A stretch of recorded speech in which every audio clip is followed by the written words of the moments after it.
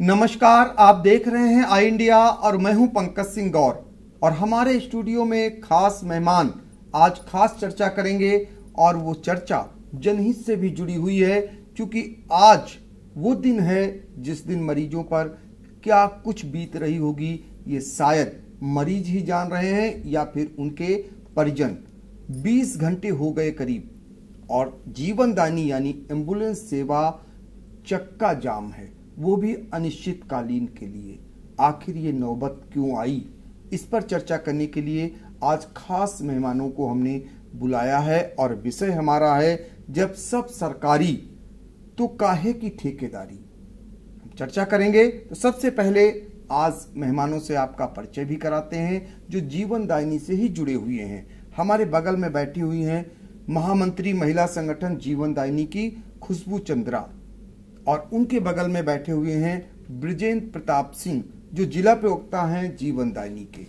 और इधर हमारे बगल में मोहम्मद आलम जो जिला महामंत्री हैं जीवनदायिनी के, और साथ ही निधि दीक्षित वो एमटी हैं जो इसी एम्बुलेंस पर अपनी सेवाएं देती हैं। तो आपको बता दें कि रात यानी जो रविवार की रात 12 बजे से सीतापुर में एम्बुलेंस की सारी सेवाओं के चक्का जाम है। सिर्फ 7 गाड़ियों को इस समय इमरजेंसी में चालू कर रखा गया हुआ है। इसके अलावा अगर हम बात करें तो अन्य जितनी भी गाड़ियां हैं 102 की 47 और 108 की 46, इसके अलावा ALF ALS की 4 गाड़ियां, सबके चक्का जाम है इस समय। और सीतापुर के RMP कॉलेज में चक्का जाम कर सभी लोग अनिश्चितकालीन के लिए वहां पर धरना प्रदर्शन कर रहे हैं। ये नौबत क्यों आई, इस पर चर्चा करने के लिए आप लोगों को आमंत्रित किए हैं, क्योंकि ये लोगों के उस सेवाओं से जुड़ी हुई है जो इमरजेंसी सेवाएं कही जाती हैं। और जब इमरजेंसी सेवाएं ठप हो जाएं या उनके पहिए जाम हो जाएं तो क्या कुछ लोगों पर बीतती होगी, ये वही जानते हैं फिलहाल।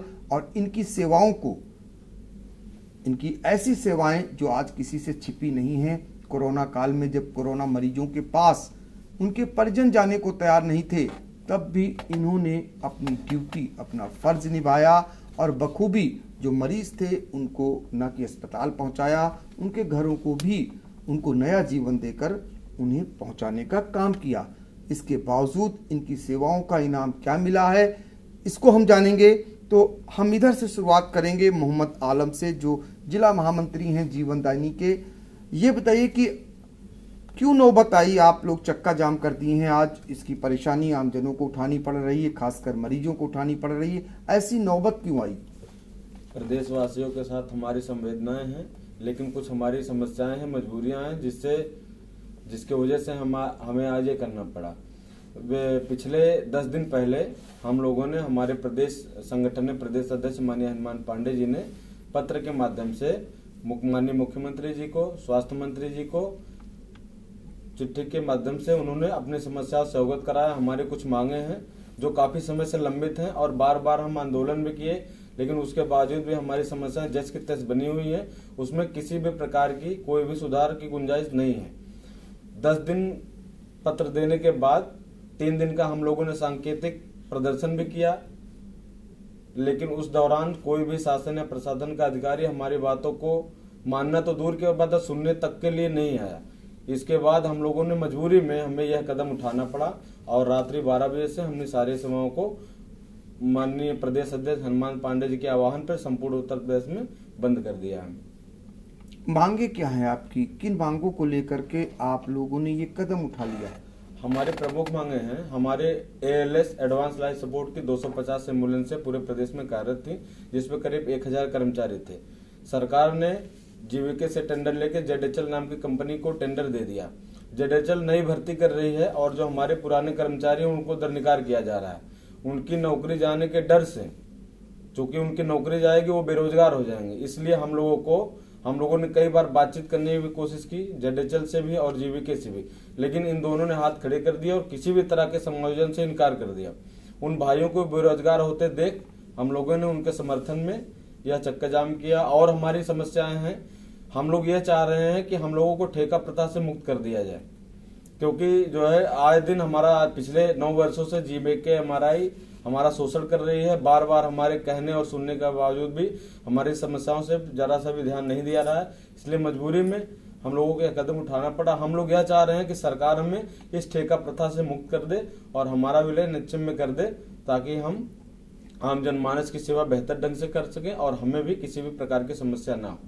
तो जो इमरजेंसी सेवाएं हैं, जो मतलब ये आपका जीवन दायिनी जो सेवाएं दे रहे हैं, आप लोग उस पर काम कर रहे हैं, इनका कहना है कि इन्हें ठेका प्रथा से मुक्त कर दिया जाए और इन्हें इनके कार्यदायी संस्था जो इनको वाजिब जो वेतन मिलता है वो दिया जाए। ये मांग इनकी बहुत दिनों से चली आ रही थी, लेकिन अब जब इनकी अपनी नौकरी खतरे में पड़ती दिखाई दी तब इन्होंने चक्का जाम करने जैसा कदम उठाया है और ये मजबूरी बस उठाया है। फिलहाल सीतापुर में आपको फिर बता दें 7 एम्बुलेंस इस समय सिर्फ सेवाएं दे रही हैं, बाकी एम्बुलेंस के चक्का जाम है। ऐसे में मरीजों पर क्या बीतती होगी। 90 किलोमीटर दूर बैठी सरकार अभी तक इस दिशा में इनके चक्का जाम को खत्म कराने की पहल नहीं की है। हमारे साथ MT निधि दीक्षित हैं, उनसे जानेंगे कि आप उस एम्बुलेंस पर अपनी सेवाएं देती हैं, उन मरीजों के साथ आपकी हमदर्दी होती है, क्या आपके साथ हमदर्दी दिखाई दे रही है सरकार की?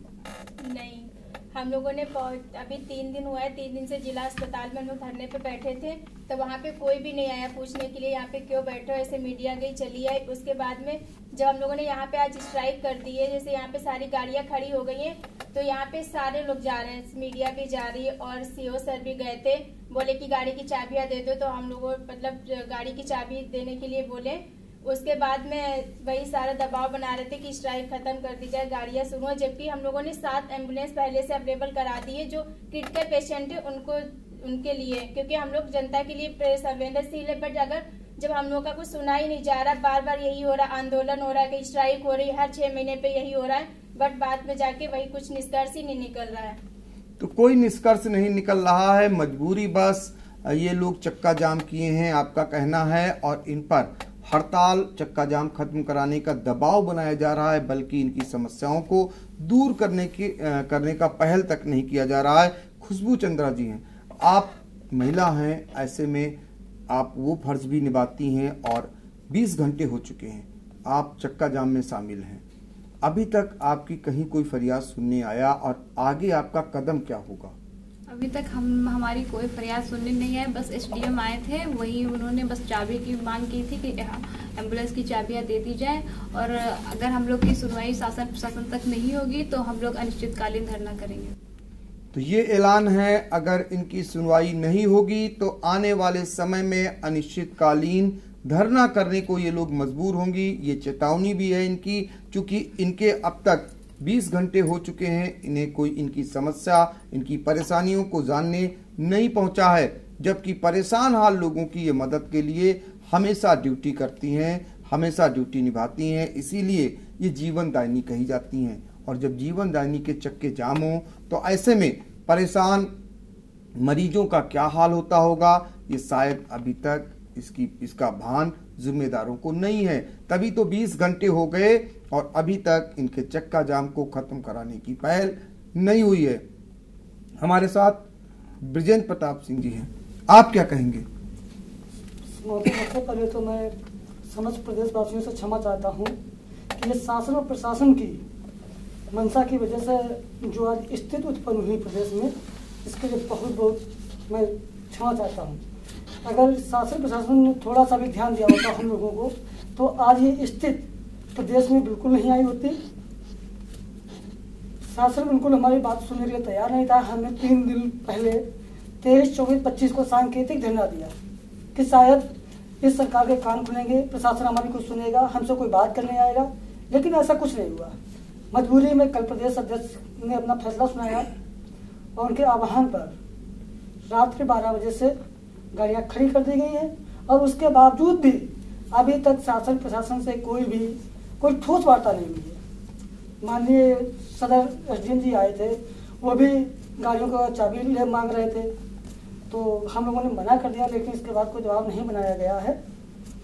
अब जो भी निर्णय होगा वो प्रदेश अध्यक्ष माननीय हनुमान पांडे जी और शासन के बीच क्या वार्ता होती है, जो जैसा आदेश वहाँ से आएगा हम लोग वैसा करेंगे। तो सब कुछ निर्णय प्रदेश स्तर से होना है। अगर वहां बात बनती है तो फिर जीवन दायिनी का चक्का जाम जो आज कर रखा गया है अनिश्चितकालीन के लिए वो खत्म होगा, नहीं तो ये लोग अनिश्चितकालीन के लिए भी चक्का जाम करने की तैयारी में हैं। आपको बता दें कि 2012 में 108 एम्बुलेंस की सेवाएं शुरू हुई थी और अगर हम बात करें 102 की तो वो 2014 में उसकी शुरुआत हुई थी। सीतापुर में औसतन 108 एम्बुलेंस सेवा जो है जो इमरजेंसी मरीजों को लेती है लाती है और ले जाती है 200 के आसपास प्रतिदिन मरीजों को लाती और ले जाती है। इसके अलावा अगर हम बात करें 102 एम्बुलेंस सेवाओं की तो इनकी सेवाएं जो हैं जो डिलीवरी पेशेंट हैं जो खासकर प्रसव पीड़िताएं होती हैं 250 के औसतन हर रोज उनको अस्पताल लाया जाता है और अस्पताल से उन्हें उनके घर पहुंचाया जाता है। अब जब सीतापुर की करीब करीब एम्बुलेंस सेवाएं सभी ठप हो गई, चक्का जाम है, ऐसे में इन मरीजों का क्या हाल होता होगा ये फिलहाल मैं बार बार ये कह रहा हूं, ये फिलहाल उनके परिजन या मरीज ही जान रहे होंगे। इसके अलावा भी जो ALS क्रिटिकल मरीजों को ले जाती हैं उनकी भी संख्या प्रतिदिन अगर देखी जाए तो 12 के आसपास होती है। वो सारी चारों गाड़ियां खड़ी हैं।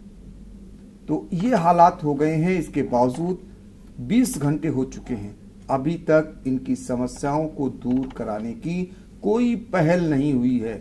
तो हाहाकार मचना तय है आने वाले समय के लिए भी और मरीजों के लिए भी दिक्कत होनी तय मानी जा रही है।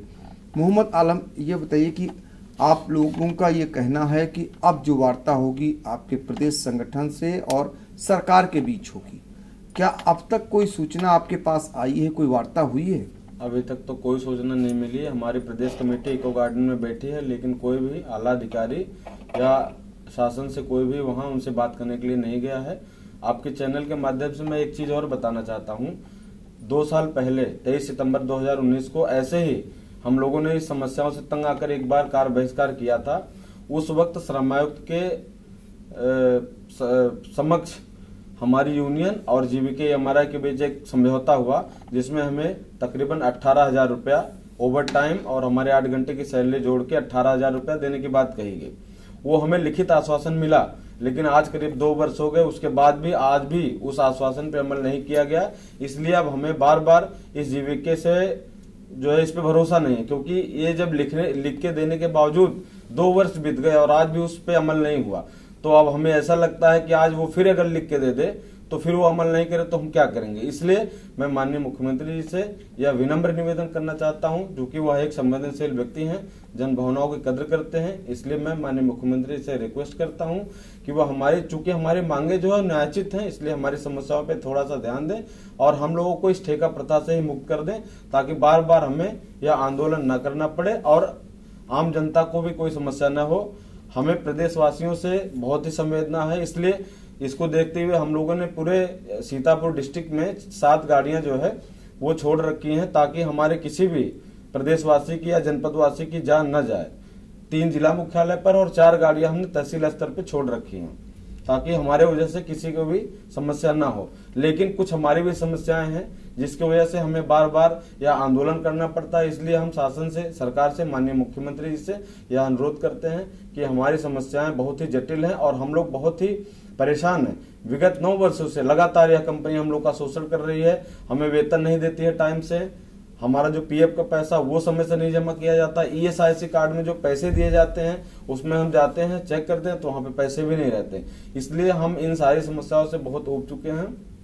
हम लोग यह चाहते हैं कि माननीय मुख्यमंत्री जी इसमें संज्ञान लें और हमारी इन समस्याओं को वह दूर कर दें, ताकि हम पूरे तन मन धन से प्रदेशवासियों की सहायता और बेहतर तरीके से करें नई ऊर्जा के साथ। तो GVK पर अब इन्हें भरोसा नहीं रहा है। इनका कहना है कि 12 घंटे ड्यूटी करते हैं और 12,000 रुपए के आसपास इन्हें वेतन मिलता है, जबकि लिखित में यह आश्वासन मिला था कि इन्हें 18,000 रुपए दिया जाएगा। आप अंदाजा लगा सकते हैं कि 8 घंटे की ड्यूटी 12 घंटे करने वाले व्यक्ति को, कर्मचारी को और 12,000 रुपए के आसपास मिलता हो, वो भी कोरोना योद्धा में आगे बढ़ करके ड्यूटी करने वाले, जिन्होंने उस काल में भी अपनी जान की परवाह किए बगैर ही आप लड़े और आपने उस लड़ाई को, बहुत सारे लोगों को नया जीवन देने का काम किया। बावजूद इसके अपने भविष्य को लेकर के अब इन्हें चक्का जाम जैसा कदम उठाना पड़ रहा है। आपको यह भी बता दें कि इनकी मांग एक और है। कोरोना काल के दौरान जिन साथियों की इनकी मौत हो गई थी, उनके परिजनों को 50 लाख रुपए दिए जाने की मांग यहां से बराबर उठ रही है। सीतापुर में भी शिवम श्रीवास्तव नाम के एक चालक की मौत हुई थी, जिनके लिए भी ये लोग मांग कर रहे हैं, लेकिन अभी तक सरकार की ओर से कोई कदम नहीं उठाया गया है। निधि दीक्षित जी, क्या कहना चाहेंगी? सर, हमारे यहाँ पे जो पायलट जिनकी आप बात कर रहे हैं, तो उनके परिवार में भी मतलब वो सिर्फ अपने घर के जो इकलौते बेटे थे, उनकी 4 बहनें और वो अकेले थे। तो उनकी जब वो जो एक्सपायर हुए थे, तो हम लोगों ने जो हम लोगों की यूनियन है उसके तहत जो भी हुआ था उन्होंने मतलब मदद की थी। बाकी अभी गवर्नमेंट से हम लोगों के लिए उनके लिए कोई भी मदद नहीं हुई है। तो हम लोग चाहेंगे कि जो भी एक शिवम श्रीवास्तव भैया ही नहीं, बाकी बहुत से पायलट एमटी हैं जिन्होंने कोरोना काल में ड्यूटी की और जो शहीद हो गए, उनके सारे परिवार वालों को जो है 50 लाख का बीमा दिया जाए, जिससे वो अपना जो परिवार उनका है वो अपना सही से मतलब अपना यापन कर सके, जीवन अपना बिता सके। तो ये मांग भी उठ रही है। जो साथी लोग कोरोना काल में मारे गए, जिनकी जान गई दूसरों की जान बचाने में, ऐसे में उनके परिवार का हाल बहुत ही बुरा है। और शिवम श्रीवास्तव जो अपने माता पिता का इकलौता बेटा था, 4 बहनें हैं, अब ऐसे में वही पूरे परिवार का भरण पोषण करता था और आज उसके लिए सरकार ने कुछ भी नहीं किया, कोई मदद नहीं की। तो ये मांग भी आप लोग उठा रहे हैं। खुशबू चंद्रा जी, ये बताइए कि आपको भी दर्द होता होगा जब आप तमाम लोगों की मदद करती होंगी और आज मरीज इस चक्का जाम से तड़प रहे होंगे, परेशान हो रहे होंगे, तो ऐसे में आपको भी कहीं ना कहीं दर्द होता होगा। तो ये दर्द ना हो, सरकार को क्या करना चाहिए? पहली बात तो मुझे इस बात का बहुत दुख है कि हम लोगों ने ये मतलब किया, क्योंकि मजबूरी में ऐसा हम लोग को करना पड़ा। और अभी जब तक कि शासन प्रशासन हम लोग की बात को नहीं सुनेगा, तो हम लोग अपना ये हड़ताल जारी रखेंगे और शासन प्रशासन हमारी बात सुने, बस यही हम कह रहे हैं। तो शासन प्रशासन सुने, इन्हें भी दुख है, इन्हें भी खेद है। जो मरीज हैं उन्हें जो परेशानी उठानी पड़ रही है, ये चाहती हैं कि उन्हें ये परेशानी न उठानी पड़े, लेकिन इसके लिए सरकार और शासन प्रशासन इनकी भी बात सुने, इनकी भी मजबूरी समझे, इनके सामने जो दिक्कत है उसको भी वो दूर कराए। ये बताइए ब्रिजेंद्र प्रताप सिंह कि कल आपका कदम क्या रहने वाला है? आपके आज रात बीतेगी, आप लोग चक्का जाम किए हुए हैं, आने वाले समय में भी आपका चक्का जाम जारी रहने का आपने घोषणा कर दी है। तो अब आपको क्या लगता है, सरकार आपकी बात मानेगी? और नहीं मानती है तब आप क्या करेंगे? जब तक सरकार हमारी बातों को नहीं मानेगी तब तक हम लोग चक्का जाम नहीं खोलेंगे, एक बराबर चलता रहेगा अनिश्चितकालीन तक। सरकार को इस बार हमारी बातों को सुनना पड़ेगा, क्योंकि मेरी बातें सुनने वाली है। हम लोग कोई ऐसी मांग नहीं कर रहे हैं, हम लोग कोई ऐसी मांग नहीं कर रहे हैं जो ना मानने वाली हो। गाड़ी सरकार की, डीजल सरकार दे रही है, तेल का पैसा सरकार दे रही है, मेंटेनेंस सरकार करवा रही है, तो हम लोगों को कंपनी के द्वारा क्यों? हम लोगों को भी एनएचएम के तहत किया जाए। हम लोगों की नौकरी को गारंटी ही नहीं। अभी तक प्रधानमंत्री माननीय मोदी जी कह रहे थे कि ये हमारे देवदूत हैं, कोरोना योद्धा हैं, फ्रंट लाइन वॉरियर्स हैं, लेकिन आज क्या? आज 1000 कर्मचारी रोड पे आ चुका है, कोई नहीं सुनने वाला। न शासन सुन रहा है, न प्रशासन सुन रहा है, न कंपनी सुन रही है, कोई नहीं सुन रहा है। ऐसे में हम लोग कहाँ जाए, किसके पास जाए? मेरे पास ये लास्ट ऑप्शन था हमारे प्रदेश अध्यक्ष जी के आह्वान पर, तो हम लोगों ने मजबूरी में चक्का जाम किया। तो ये है दर्द आप लोगों का, जो दर्द दूसरों को बांटने का काम करते हैं, दूसरों के दर्द को बांटते हैं और उन्हें नया जीवन देते हैं। अब उनका भविष्य अंधकारमय है, ऐसे में ये मजबूर होकर के ये रास्ता अपनाए हैं। ये बार बार कह रहे हैं, दुख भी प्रकट कर रहे हैं, लेकिन अपना दर्द भी बयां कर रहे हैं कि सरकार उनकी बात को मान ले, सरकार उनकी बात को समझ ले, तो शायद उन्हें ये कदम उठाना ना पड़े। और ये बार बार कह रहे हैं, जब सब सरकारी तो काहे की ठेकेदारी। इनका कहना है कि बीच की कंपनी क्यों इनके ऊपर है, जब सब कुछ सरकार का है तो सरकार के अधीन हमें क्यों नहीं रखा जाता है? हम सरकार हमें अपने अधीन कर ले और हमसे काम कराए, बीच के लोग इन्हें स्वीकार नहीं है। फिलहाल आज के लिए इतना ही, हमें दीजिए इजाजत। नमस्कार, आप सभी का बहुत बहुत धन्यवाद।